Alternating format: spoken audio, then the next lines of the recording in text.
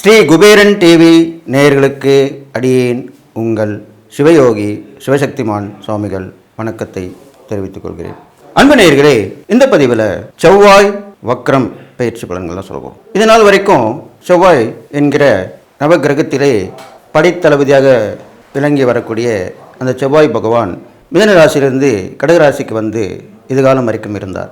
இப்பொழுது வருகின்ற 18/1/2025 அன்று மீண்டும் வக்ரகதியிலே மிதுன ராசிக்கு செல்கிறார். அங்கே போய் அவர் இருந்து கொண்டு வருகின்ற 7/4/2025 வரை அங்கே இருப்பார்.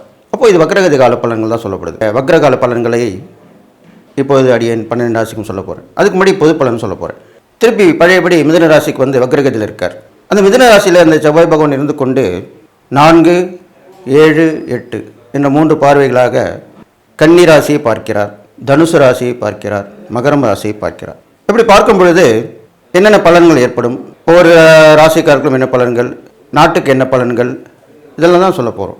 அப்போ பழையபடி ஒரு கிரகம் வக்ரம் பெற்று இருக்கும்பொழுது வக்ரம் என்றாலே குணம் மாறி உள்ளது என்று சொல்ல வேண்டும். சாதாரண நிலையில் இருக்கிறதுக்கும் வக்ரம் குணம் மாறி இருப்பதற்கும் வித்தியாசம் இருக்கிறது. அந்த வகையிலே வக்ரகதியிலே இந்த செவ்வாய் பகவான் இருக்கும் பொழுது ஏற்கனவே அவர் கோபக்காரன், படைத்தளபதி, ஆக்ரோஷமாக செயல்படக்கூடியவர், போராடும் குணம் கொண்டவர், இது மாதிரிலாம் தான் அவருடைய குணங்கள். சகோதரகாரகன், பூமிக்காகாரகன், பூமிக்கு உண்டான காரகன், இப்படியெல்லாம் சொல்லப்பட்டு வருகிறது.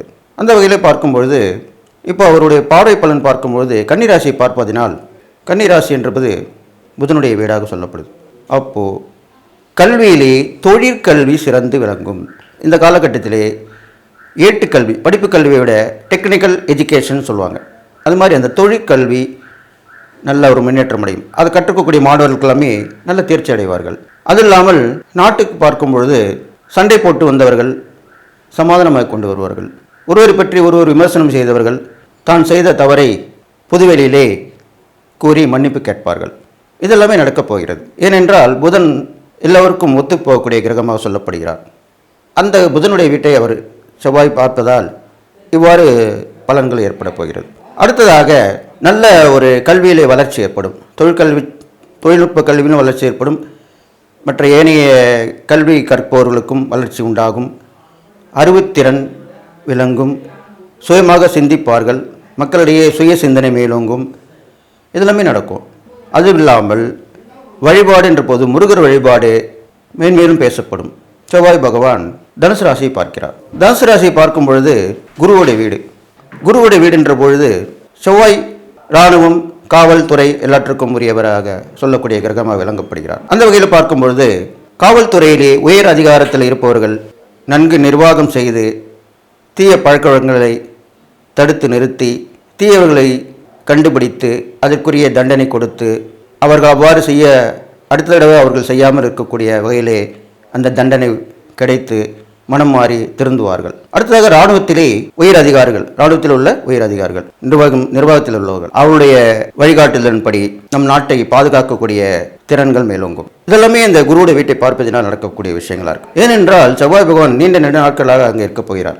கிட்டத்தட்ட ஒரு 70-78 நாட்களாக இருக்க போகிறார். அடுத்ததாக மகர ராசியை பார்க்கிறார். மகர ராசி என்றது சனி பகவானுடைய வீடு. சனி பகவானுக்கும் செவ்வாய் பகவானுக்கும் பகை என்று சொல்லக்கூடிய விஷயம் இருந்தாலும் நீதி, நேர்மை, சத்தியத்தை நிலைநாட்டக்கூடியவர் சனி பகவான். அந்த தன்மையும் கண்டிப்பாக பார்க்கும்போது அதை வெளிப்படத்தான் செய்ய போகுது. பெரும்பாலும் பெண்கள், குழந்தைங்களுக்கு நல்ல ஒரு தீர்ப்பு வழங்கப்படும். அவர்களை பாதுகாப்பு நலன் கருதி தன்னாளர்கள், தொண்டு நிறுவனங்கள் உடையவர்கள், அது இல்லாமல் ஆட்சியாளர்கள் எல்லோருமே அவர்களுக்கு பாதுகாப்பு கொடுத்து நடைமுறைப்படுத்த போகிறார்கள். அதெல்லாமே இப்போ இந்த செவ்வாய் வக்கர காலத்தில் நடக்கும் என்று சொல்லி 12 ராசிக்கும் உள்ள பலன்களை சொல்ல இருக்கிறேன். விருச்சிக ராசிக்காரன் சொல்ல போகிறேன். உங்கள் ராசி அதிபதி செவ்வாய் தான். அப்படிப்பட்ட செவ்வாய் உங்கள் ராசிக்கு 8ஆம் இடத்துல இருக்கார். உங்கள் ராசிக்கு 8ஆம் இடத்துல இருக்கார். அவருடைய பார்வை பலன் பார்க்கும்போது 2, 3, 11 இந்த 3 இடமும் பார்வை. செவ்வாய் வக்ரம் பெற்றிருக்கார். வக்ரம் பெற்று தான் அந்த 8ஆம் இடத்துல இருக்கார். அதனால் பயப்பட வேண்டாம். பெரும்பாலும் உங்கள் ராசி அதிபதி செவ்வாய் இருக்கிறனாலையும் அவர் வக்ரம் பெற்று இருப்பதனாலையும் 8ஆம் இடத்துல செவ்வாய் வந்திருக்கனால பயப்பட வேண்டிய அவசியம் இல்லை. எதிர்பாராத சந்திப்புகள் உங்களுக்கு நிகழும். வாழ்க்கையில் முக்கியமான நபர்களுடைய நட்பை சந்திப்பாக இருக்கலாம். அந்த பழைய காலத்து நட்பாக இருக்கலாம். அதை விட்டு போயிருக்கலாம். இப்போ திருப்பி அதுக்குண்டான நேரங்காலம் தான் எல்லாமே நிர்மாணிக்கிறது. அப்போ அந்த வகையில் அந்த நட்பு தொடரும். இதெல்லாமே நடக்கும். உங்களுடைய வாழ்க்கை வசதியெல்லாம் கொஞ்சம் பெருக்கக்கூடிய அம்சமாக இப்போ இருக்க போகுது. திடீர்னு மாற்றங்கள் ஏற்படும். அது மற்றவர் மூலமாக தான் ஏற்படும். அதுதான் அப்படி சொல்லியிருக்கேன். அடுத்தது பார்த்தீங்கன்னா, உங்கள் ராசிக்கு 2ஆம் இடத்தை பார்க்கறனாலே கடுமையான பேச்சுக்களை கொஞ்சம் குறைச்சிக்கணும். நீங்கள் இந்த செவ்வாய் வக்கரை காலத்தில் கொஞ்சம் அதிகமாக பேச்சு குறைச்சி செயலில் ஈடுபடணும். பண விஷயங்களில் கொஞ்சம் கவனமாக இருக்கணும்.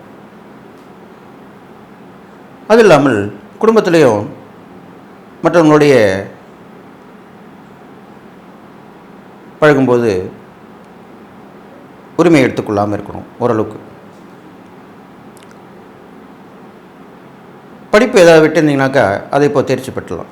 இப்போலாம் ஒரு சப்ஜெக்ட் ஃபெயில் ஆகிட்டாலே பாஸ் பண்ணிக்கலாம். அந்த ஒரு சப்ஜெக்ட் மட்டுமே எழுதி பாஸ். அப்போது அந்த காலகட்டத்திலலாம் பார்த்திங்கன்னா மொத்தமாக எல்லா சப்ஜெக்ட்டும் எழுதி பாஸ் ஆகணுன்னுவாங்க. அந்த காலங்களில் நான் பார்த்துட்டு தான் வந்திருக்கேன். இப்போலாம் பார்த்திங்கன்னா ஒரு சப்ஜெக்ட் போயிடுச்சுன்னா அந்த சப்ஜெக்ட் எழுதி பாஸ் பண்ணிடலாம். அது மாதிரி தான் இப்போ உங்களுக்கு வரப்போகுது. அது நீங்கள் இப்போ எழுதி பாஸ் பண்ணி அதுக்குண்டான லாபத்தை அடையலாம். வேலையில் இருந்தீங்கன்னா ப்ரொமோஷன் கிடைக்கும். இல்லை ஒரு டிகிரி அது முடிச்சுன்னா ஒரு டிகிரி கிடைக்குனாக்கா அது உங்களுடைய மதிப்பை உயர்த்தும். இப்படிலாம் செய்யும். அதுதான் நடக்க போகுது. அடுத்ததாக உங்களுடைய கணவன் அந்த மனைவி வழி உறவு மூலியமாகவும், மனைவி அந்த கணவன் வழி உறவு மூலியமாகவும் நல்ல விஷயம் நடக்கும். எதிர்பார்த்து இருக்கிற உதவி அவங்க கண்டிப்பாக உதவி பண்ணுவாங்க. எப்பயுமே ஒன்று தெரிஞ்சுங்க, நம்மளுடைய தாய் தகப்பனுக்கு அடுத்தது நம்மளுடைய மாமனார் மாமியார் தான். ஏன்னா அந்த மனைவின்ற உறவு தான் கடைசி வரைக்கும் இருக்கக்கூடிய உறவு. அந்த உறவை நம்மளுக்கு கொடுத்தவங்க அந்த மாமனார் மாமியார். அது ஆணாக இருக்கலாம், பெண்ணாக இருக்கலாம். கணவனுக்கு உண்டான மாமியார் மாமியார் இருக்கலாம், மனைவிக்கு உண்டான மாமனார் மாமியார் இருக்கலாம். அவங்களும் எல்லா வகையிலுமே உதவிகரமாக தான் இருப்பாங்க. அப்படி இருந்தால் தான் நம்ம பையன் நல்லா இருப்பான்னு அவங்க நினைப்பாங்க, நம்ம பொண்ணு நல்லா இருக்குன்னு அவங்க நினைப்பாங்க. அதனால் விட்டு கொடுத்து போவாங்க, பொறுத்துக்குவாங்க. அதுதான் முக்கியமான விஷயம். அதனால் அவங்களுடைய உறவு மூலிமா நல்ல விஷயங்கள் நடக்கும். நீங்கள் எதிர்பார்த்த உதவி கிடைக்கும். யார்கிட்டும் எதிர்பார்த்துப்பீங்க, ஆனால் அவங்க மூலிமா அது நடக்கும். அதுதான் இப்போ நடக்க போகுது. அது இல்லாமல் பயணங்கள் கொஞ்சம் தொடர்ந்தபடி இருக்கும். அந்த பயணம் மூலிமா நல்லது நடக்கும். பொருட்களை கொஞ்சம் ஜாக்கிரதையாக கொண்டு வரணும். அது மட்டும் நீங்கள் பார்த்துக்கணும். அது இல்லாமல் எந்த ஒரு விஷயத்துலையுமே நீங்கள் துணிஞ்சு இறங்கணும். ஒரு சவாலாக இருக்கணும். ஒரு கேள்வி கேட்கணும். எந்த ஒரு விஷயத்துலையும் கேள்வி கேட்கலாம். நிறைய இடத்துல போனீங்கன்னாக்கா பொதுவான விஷயங்களில் இப்போது பள்ளிக்கூடம், அரசாங்க பள்ளிக்கூடம், அரசாங்க அலுவலகங்கள், அரசாங்க ஆஸ்பத்திரி, இது மாதிரி முக்கியமான இடங்கள்லாம் போகும்போது அங்கே நடக்கக்கூடிய தவறுகளை சுட்டி காட்டலாம், கேட்கலாம். அது கூட நேரமாக தான் இப்போ உங்களுக்கு அமைஞ்சிருக்கு. அப்போ நீங்கள் கேட்டிங்கன்னா அதனுடைய ஒரு பலன் கிடைக்கும். ஆனால் கேட்கும் பொழுது பார்த்து கேட்கொள்ள வேண்டும். அது சண்டையில் போய் முடியக்கூடாது. நியாயமான ஒரு கேள்வியாக இருக்கலாம், நியாயமான ஒரு எதிர்பார்க்கலாம். அப்போ கண்டிப்பாக அதுக்கு பலன் கிடைக்கும். இப்போலாம் ஒரு சின்ன சின்ன விஷயம் இருந்தால் கூட அது வைரல் ஆகிடுது. நிறைய பேருக்கு பேர் புகழ் வந்துடுது. தைரியமாக அந்த பொண்ணு துணிஞ்சு கேட்டுது, தைரியமாக அந்த பையன் துணிஞ்சு கேட்டான் அப்படின்னு தான் சொல்கிறாங்க. இப்போ சோஷியல் மீடியா நிறைய வந்துட்டனால நிறைய உடனுக்குடன் நிகழ்ச்சிகள் எல்லாருக்கும் தெரிய வருது. அதுக்குள்ள நேரமாக தான் இப்போ உங்களுக்கு இருக்க போகுது. அதுக்காக அப்படி சொல்லியிருக்கேன். அது இல்லாமல் உங்கள் ராசிக்கு அவர் அதிபதியாக இருக்கிறனால செவ்வாய் பகவான் நன்மை தான் செய்வார், கெடுதல் கொடுக்க மாட்டார். அந்த ராசி அதிபதி தெய்வத்தோட முருகப்பெருமானை நீங்கள் வழங்கிட்டு வந்தீங்கனாலே நல்ல விஷயம் நடக்கும். பெரும்பாலும் நீர்நிலைகள், குளம் இருக்கணும். எந்த கோயிலாக இருந்தாலும் குளம் கண்டிப்பாக இருக்கும். அந்த குளம் உள்ள முருகர் கோயில் போயிட்டு முதல்ல அந்த குளத்து நீரை எடுத்து தெளித்து விட்டு அங்கே உள்ள ஜீவராசிகளுக்கு உணவு கொடுத்து விட்டு அப்புறம் தான் போய் தெய்வத்தை போய் பார்த்துட்டு வரணும். ஏன்னா அதனுடைய சந்தோஷம் மனநிலையோடு போகும்போது அதுங்க வாழ்த்தும். ஜீவராசி எந்த ஜீவராசி இருந்தாலும் வாழ்த்து தான் செய்யும். அப்போது அதனோட அந்த சந்தோஷத்தோடு போய் நம்ம இறைசக்தி வரும்போது அந்த இறைசக்தியும் நீ நல்லது செஞ்சுட்டு வந்திருக்கேன்னு சொல்லி நம்ம நன்மையை செய்யும். இதுக்கு தான் சொல்லுவாங்க, தெய்வத்தை வணங்க போகிற முன்னாடி நம்ம நல்லது செஞ்சுட்டு போனால் நல்லது நடக்கும். அதை நீங்கள் கடைப்பிடிச்சி வரணும். அது இல்லாமல் உங்கள் ராசிக்கு நோய்வாய்ப்பட்டிருக்கவங்க, நிறைய நோய்வாய்ப்பட்டிருப்பாங்க, ரொம்ப முடியாமல் இருப்பாங்க. அவங்களுக்கு சாப்பாடு கிடைக்கும், தண்ணி கிடைக்கும், உடை கிடைக்கும், இருக்கப்படம் கூட யாராவது கொடுத்துருவாங்க இருப்பாங்க. ஆனால் அவங்களுடைய நோய் தீர்க்கறதுக்கு உண்டான மருந்து மாத்திரைகள் கிடைக்காது. சரியான மருத்துவ முறையில் இருக்க மாட்டாங்க. யாரும் அவங்களுக்கு உதவி பண்ண மாட்டாங்க. அப்படி இருக்கிறவங்களுக்கு நீங்கள் உதவி பண்ணணும். அரசாங்க ஆஸ்பத்திரியில் போய் பண்ணிங்கன்னா நிறைய பேர் அந்த மாதிரி இருக்காங்க. அங்கே போய் பார்த்தா தான் தெரியும்.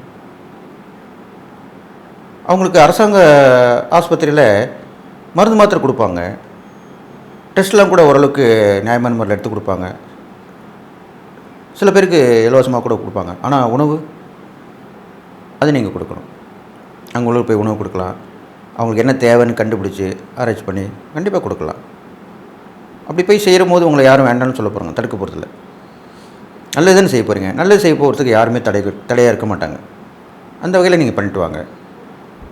நீண்ட நாளாக நோய்வாய்ப்படுத்துறவங்களுக்கு உதவி பண்ணிட்டு வாங்க. கண்டிப்பாக நல்லது நடக்கும். ஸ்ரீ குபேரன் டிவியை பார்த்தமைக்கு நன்றிகள். மேலும் இது போன்ற தகவல்களை தெரிந்து கொள்ள ஸ்ரீ குபேரன் டிவியை சப்ஸ்கிரைப் செய்யுங்கள். மறக்காமல் பெல் ஐக்கானை கிளிக் செய்யுங்கள்.